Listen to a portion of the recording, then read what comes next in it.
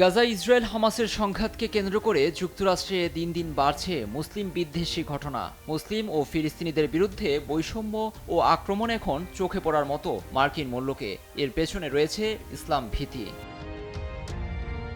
চলতি বছরও মুসলিম বিদ্বেষ ঘটনা ভাবিয়ে তুলছে মুসলিম কমিউনিটিতে।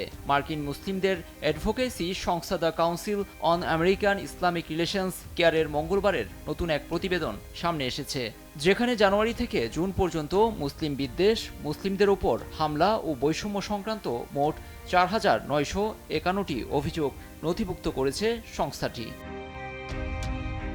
পরামর্শক প্রতিষ্ঠানটি আরও বলছে, ২০২৪-এর জানুয়ারি থেকে জুন পর্যন্ত বেড়েছে ৭০%।